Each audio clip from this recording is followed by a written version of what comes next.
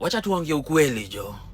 Kuna some business people wana exploit Kenyans sana na prices za vitu jo. Nimecheki kwa la fulani akipiga kelele juu ya beauty products za madem.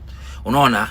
Mimi wacha nikwambie, nikienda Kenya kuna my parents ama kuna my mom na my sister, ndahakikisha nimewabebea beauty product mingi zenye zitawa sustain the whole year. Kwa sababu wakienda kwa hizo maduka manze, mtu unaangalia, unaangalia bei ya CeraVe unasema ai rada.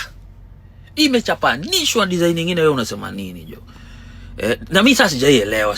Basi USA basi ndio third world country, basi Kenya ni first world. Juu prices za Kenya zinakuwa wazimu wewe. Mimi nakwambia nini? Hebu angalia nini property ama real estate. Unaangalia kama bei hivi unashangaa, ai. Ukinunua sasa hii nyumba 15 million one bedroom, itaja kurudishia nini lini? Ama return on investment itakuwa ni aje? Ama ni ile nyumba unabayingi wewe udedi, waachie wase wakikulanga. Angalia nini real estate ya South Africa manze, kama Durban, Cape Town.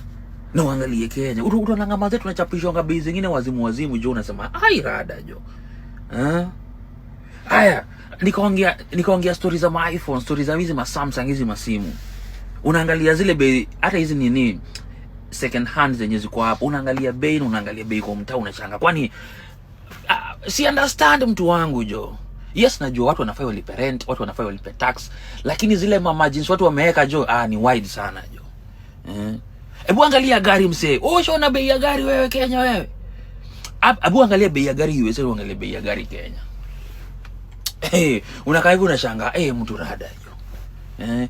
Na pia ni venye sisi wa Kenya wanga tunabai vitu na emotions. Unacheki? Si ndio jo? Kama hizi magari basi si tuungane hapa TikTok kama ya IG. Unaona gari, watu wangapi tunataka gari? Watu 50, sawa. Ni aje? Wacha watu wawili waende wapi? Japan, Singapore, Dubai, wapi wakuja hizo gari, alafu tulipe tax hapo, kila mtu ashike gari yake jo.